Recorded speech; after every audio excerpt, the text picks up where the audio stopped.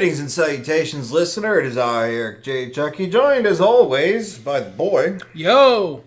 This is the Two Nerds Podcast, and today we're talking about Dragonborn. And before any of you idiots out there make Skyrim jokes, it's the D&D race. He's having a spicy day, ladies and gentlemen. I'm spicy like a meatball. So yeah, before this podcast, we wanted to do all the races, right? We wanted to go through all the races in the PHP and then maybe beyond in the year of D&D. That was an enthusiasm noise. I wasn't suddenly kidnapped. Or he really liked the thing he was drinking. I do also. Down to just the whipped cream, though. That's not the same. Yeah. So, when we came across this race, we both realized that neither of us have as much set opinions about it, but we don't want to not do it, so I figured it'd be best to be upfront with you, listener. Today's episode is about Dragonborn, as you said, and I feel like we might be able to use the fact that neither of us have much set ways to, because they're the newer race, obviously. I don't remember if they were really a thing in 3rd edition. They weren't. Yeah, because it was like the kobolds. half-dragon templates were the Dragonborn of 3rd edition. Yeah, and then, so Dragonborn's only a race since 4th edition, so they don't have this long tail of fantasy stuff behind them. They don't have all these various incarnations in different kinds of fiction to fall back on. And of course, Tolkien never wrote about them, so they might as well not exist. I was doing some research earlier. It made me very bitter. I can tell.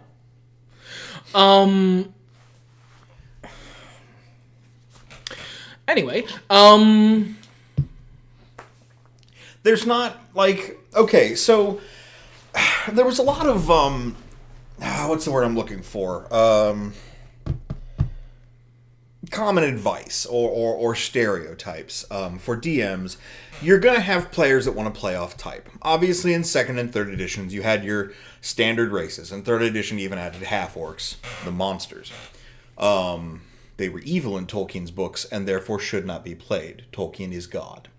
I'm not sure why you're letting these internet shitlords color this podcast in a way you don't usually. I think it's humorous, just how people react to things sometimes. You can only have fun my way, I suppose. It just... In this current year, the year of D&D, you may only have fun my way. But, anyway, the advice was given, you're always going to have that outlier player who wants to play X or Y weird thing. But for a period in the mid-2000s where that was half angel, half demon, those standard races are going to be cat person, person with wings, and dragon person. It was a given. Yeah. Cat person being obviously the proto-furry. Person with wings being someone who is just, they want to be the protagonist of D&D so much. A lot of people really like the fantasy of flying. And, there's been a lot said by smarter people, and I'm sure we'll get to it if we start talking about bird races at some point, about how flying is not that destructive to Dungeons and Dragons. You just have to be ready to get out in front of it. Flying is very destructive to a plot you have made where you haven't taken into account that one of your player characters can fly.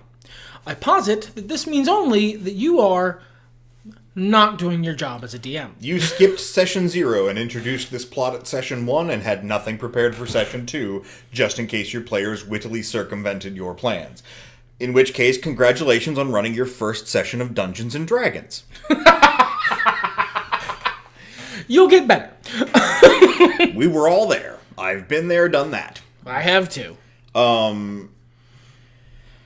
But despite that being the case, and while I have run into the player who wants to play the cat person, cough me cough, and run into the player who wants to have wings, the person who wants to be a dragon has never really been a thing. Like, there have been select instances, especially during the half-angel, half-devil years, where someone wanted to play a baby dragon. That wasn't in my game. It was something I had heard secondhand, but, it wasn't There was no reason for that person to make that up.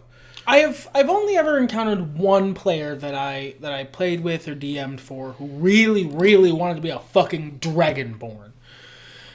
We didn't end up playing with that guy for very long, but he did really want to be a Dragonborn. I kind of wish now that looking back, I kind of wish I'd asked why. For me, Dragonborn don't have, they have fluff here, and I'm actually reading it as we're talking. They have interesting fluff. I just don't use it because genuinely because I've never looked at it. I just sort of gave them their own pseudo fluff in the world I DM, and when have I ever played a Dragonborn? I don't think you have, buddy. I played one once, but he was violently against type. I think I've played I made a Dragonborn character that I never ended up playing. That might be. But to me, and this is actually maybe a good opportunity for us to discuss where we stumble sometimes as DMs or players. I don't think I've used Dragonborn to their fullest extent as a DM. I don't feel like I've used them in a way that is very useful to my setting. Well, here's the thing. So we are now, in case you can't tell by the fact that we're no longer in a specific semblance of alphabetical order, into the player races in the player's handbook that are rarer. That are I know these weren't created by J.R.R. Tolkien, but we and our players really like them, so perhaps consider them for your adventures. That includes the Dragonborn, the Tiefling, the Half-Elves, and the Gnomes. Yeah. And 3 of those are actual real races that exist, so that's good. Gotta tease that podcast. This is how you get them in for the later, when you do the teasing. The Half-Elf podcast is gonna be a fucking trip, you guys. Geez, I'm gonna be so sanguine on it by then. We're gonna run out of shit to say at the 10-minute mark. We're aiming for that right now. Welcome to the Two Nerds podcast, where the fucking topic is made up and the points don't matter. But no, so there's not a lot of fluff about them in the book, and they are meant to be sort of rare. They lift right out. They don't have to be in your campaign setting. Yeah, but I feel like they can do good things when a campaign's right. And that being said, I think you used them recently in your what's the politically correct way to say Weeaboo Fight 10 Magic?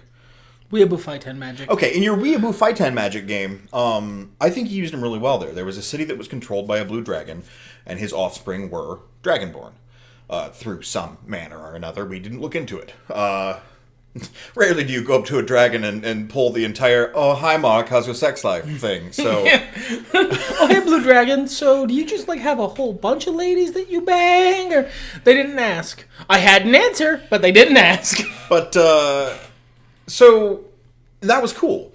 It showed this place of power, and it's not the book Dragonborn fluff, but I think it used the race in a really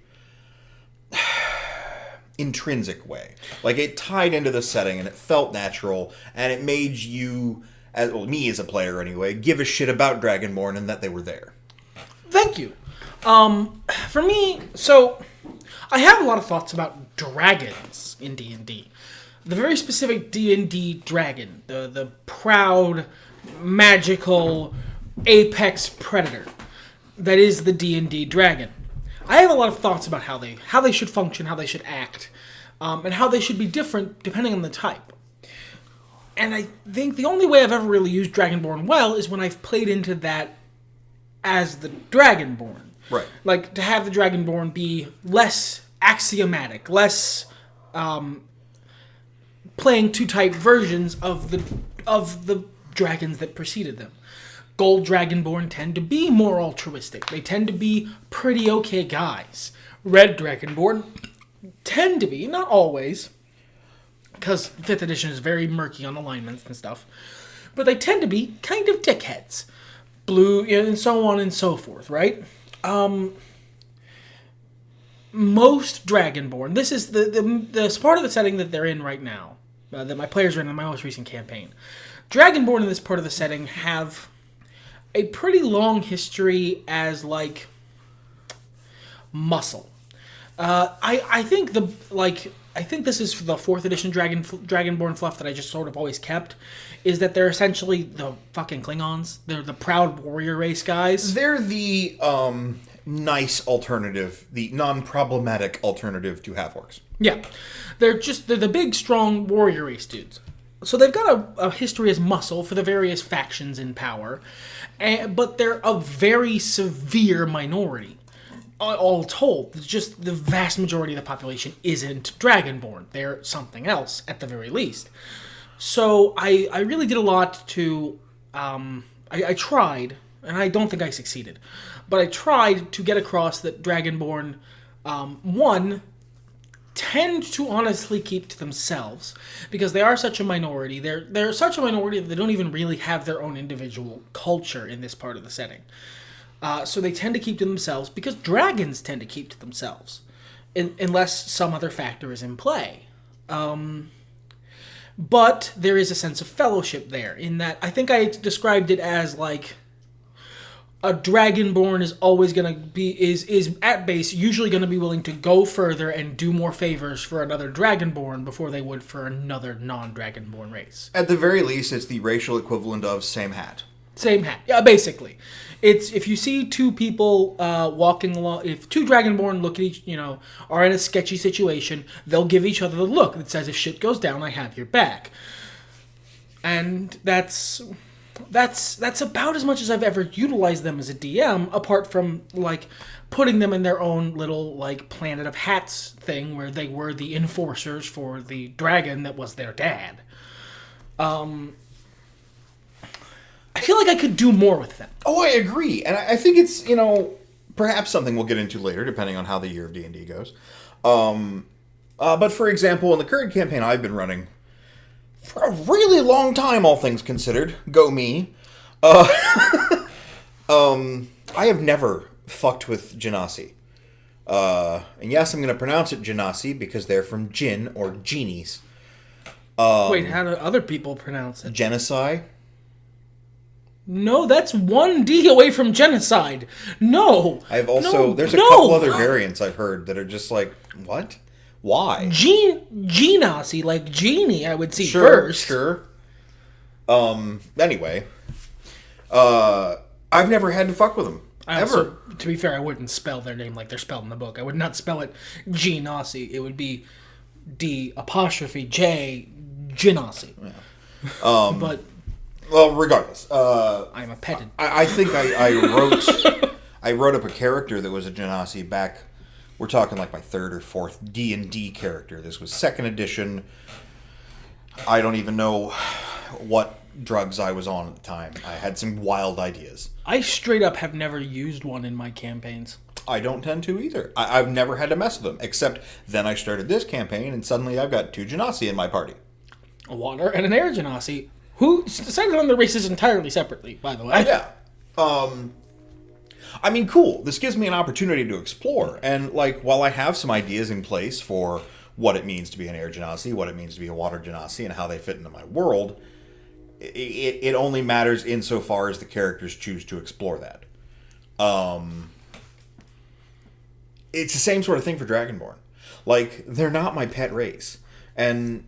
I mean, even to that extent, I rarely have my pet races very heavily established because it always feels like a PG version of my magical kingdom.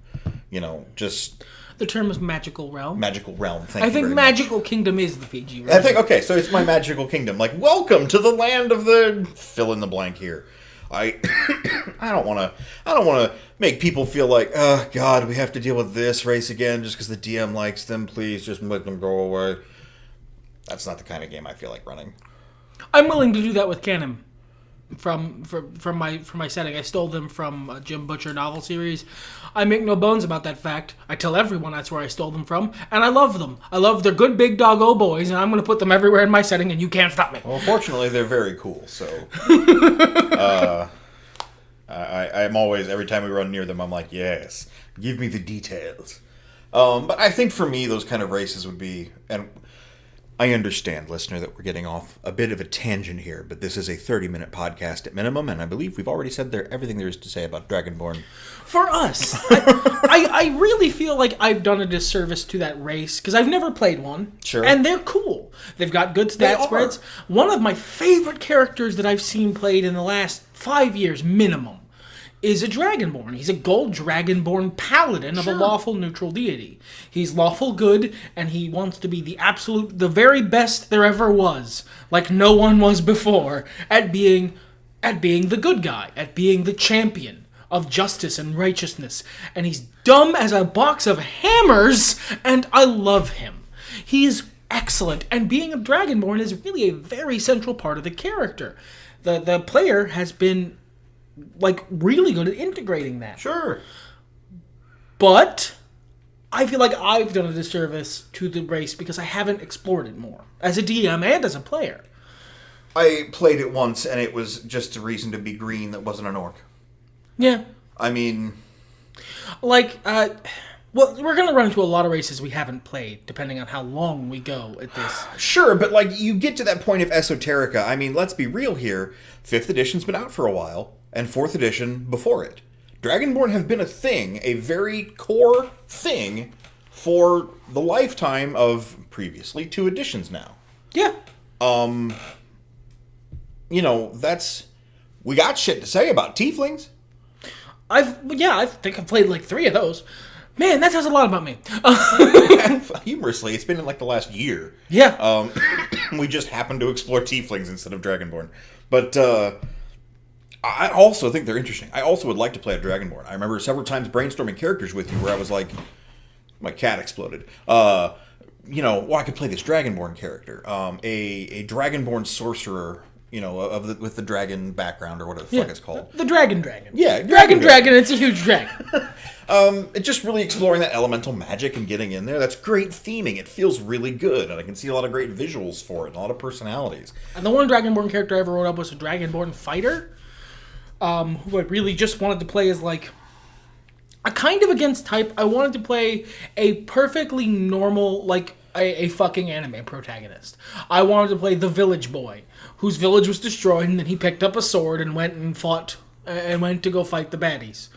I wrote him as the simplest, most straightforward character I've played in a long time. Probably since the first real campaign you and I played together. Mm-hmm. But it just never happened. And to that extent, I feel that's kind of Dragonborn in a lot of places. We have run a lot of high fantasy settings, but none of us tend to fuck with, the mystical worlds that no one visits anymore, There's no Mirkwood in our settings, in that sense. Yeah. Everything is pretty well mapped, and it exists, and maybe you haven't explored it, but it's less oh, this is the Vale of the Dragonborn, hidden for centuries behind the mountains. No, that's Dragonborn City. It's on a trade route. They have a lot of fine brass there. Why wouldn't we go past it?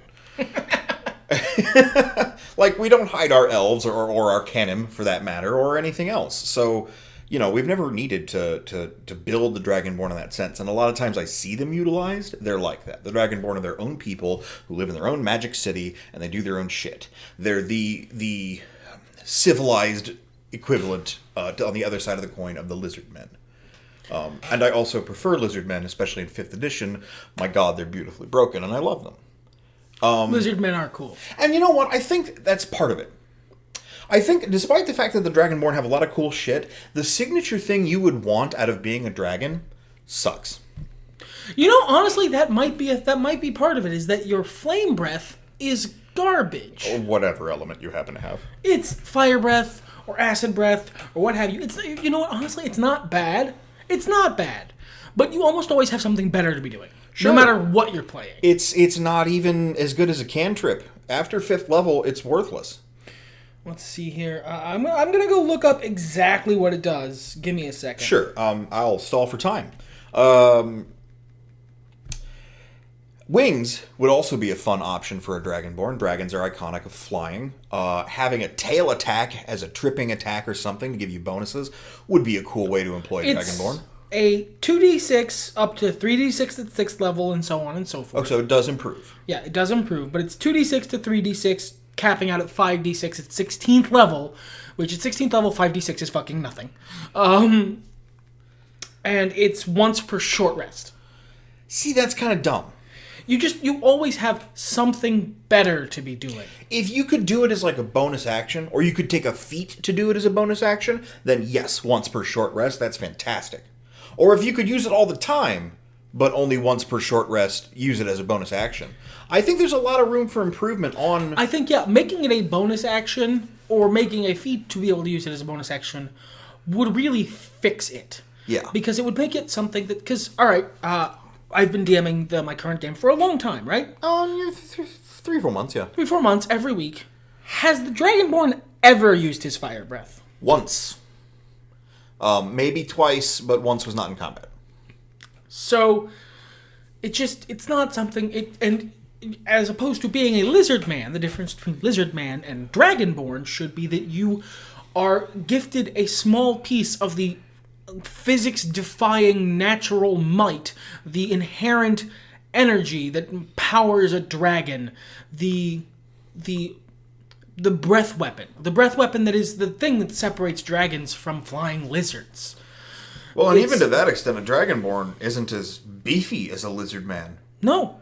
So you want the breath weapon. The breath weapon is what sets dragons apart. Sure. It's what makes them what they are. A dragon isn't just a dragon in D&D because it's a big lizard with big teeth that flies. There are literally other monsters that are that. It's because it is this elemental paragon of a creature. It is fire or acid or whatever made flesh. And that is such an important part of the theming of a race that should be descendant from these creatures. And it's a cool feature, but it's just... Because of the way 5th edition works, it's just never really a good feature to be using. Literally, I think the spell Dragon's Breath, which gives you Dragon's Breath, is better than this feature. It may be. Because it lets you use Dragon's Breath every round for so many rounds, so long as you maintain your concentration. From a game design standpoint, I feel like, I mean, shit. Leave it exactly as it is. Let it recharge like Dragon's Breath does. Yeah. I rolled a 5. I got it back. You know what? Even make it worse. Make it just a 6. Recharge is on a 6.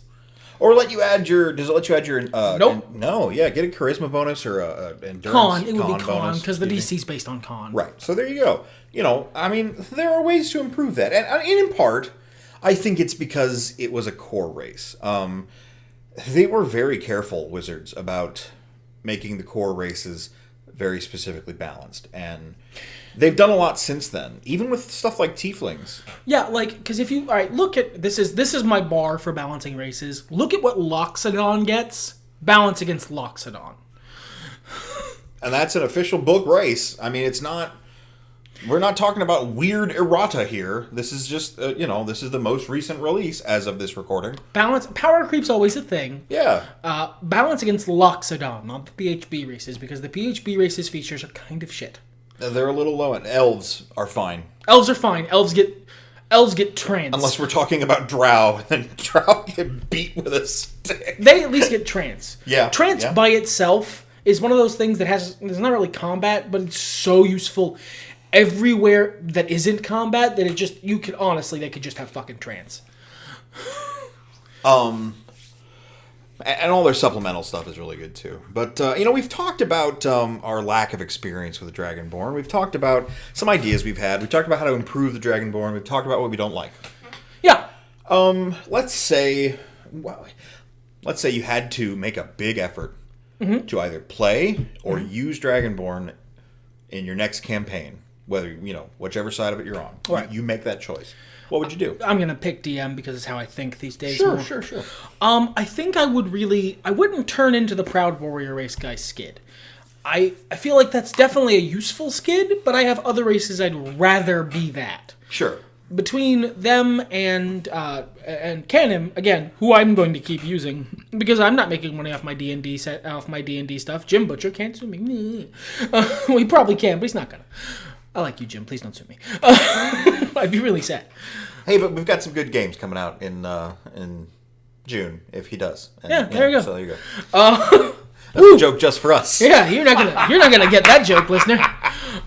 But as a DM, I don't think I'd turn into the Proud Warrior race skid. I think I would turn into the Descendant from Dragons skid.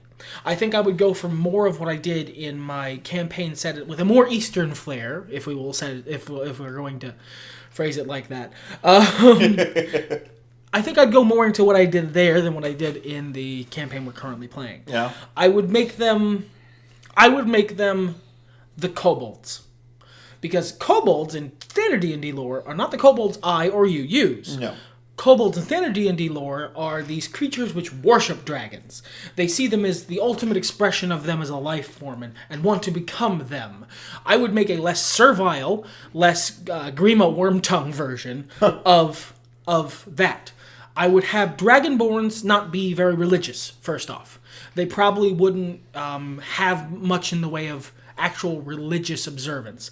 Partially because I am so goddamn tired of Tiamat and Bahamut that I cannot express to you how little I give a fuck about either of them. But they probably wouldn't have much in the way of religion. Their society would be built around philosophically looking up to dragons as whether not necessarily good, not necessarily role models, more like the Greek deities than Abrahamic ones. So like the modern tendency to worship DC superheroes. Yes. You don't necessarily think, I really want to be like Batman. I don't want to be like Batman. Bruce is a fucking broken shitlord. But damn it if he's not someone you can look up to in terms of willpower. Or in terms of, sheer grit. That's what I would go for, is they would philosophically look up to the sheer might of dragons, to the unending wisdom of like if they're descended from like silver dragons or what have you. And I would have them be actually sort of insular, not hostile to outsiders, just with their own community and with their own tenets based around seeking to become more like the dragon that they're descended from, depending on what kind of Dragonborn they are. And I would probably use them in factions of different kinds of Dragonborn who are naturally opposed in the the greater sphere of red dragons versus gold dragons, that sort of thing. That's off the top of my head probably what I would want to do. I've never been a huge fan of the chromatic metallic split, but that pulls into I'm just going by the chart on the race. No, I respect what you're going from. That's very well established. I personally am not a big fan of it, in the same way that I'm not a big fan of certain monsters being elementally evil, which they've done away with most of in 5th edition, and I appreciate that. So in that spirit, I would probably also be doing some kind of faction war, but I wouldn't have a problem with red fighting blue.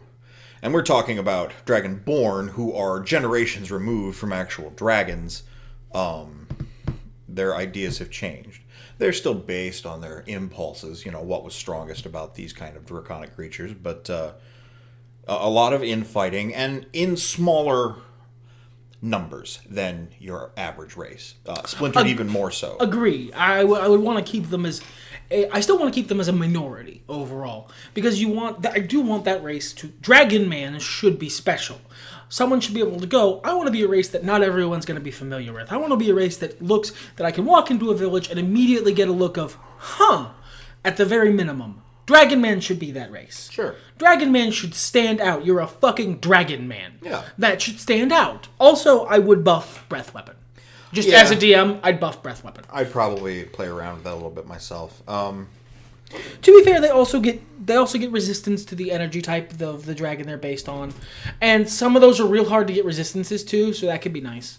Yeah, I mean, if you pick red or gold, you're dumb because fire resistance is really easy to get. Falls off trees. But it's kind of hard to get lightning resistance. Yeah, there's not a lot of stuff that has it. There are spells that you can get it with pretty easy, but that's true of everything. Yeah, I more meant as races. Yeah. And you can get it just naturally and be a barbarian who has resistance to this energy. Oh, type. man, barbarian. Ooh, when we get to the class podcast, you guys, I'm gonna have me a Kevin Smith moment with Barbarian. I mean, it is my friend May, and we're only just out of Dragonborn. The year of D&D may become the years of D&D, but that's okay, because I'd rather do this than Steam releases most days. Hey, agreed, buddy.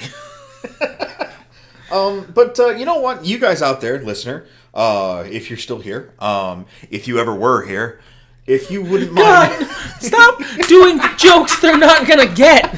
Stop making jokes they're not gonna get. You know what, y'all? I will tell you about both of those jokes if you write in the comments. And if you would like to write in the comments about your experiences with Dragonborn, if you have them, we'd love to hear them. I read the comments. I usually give them thumbs up or pin them or whatever the hell 9 million buttons they give me to poke. So yeah, just, we like the interaction, my friends. So let us know what you feel about Dragonborn, and we will talk back at you. Everything's better when nerds talk about it. That's what I was getting at. Yep. Fuck it.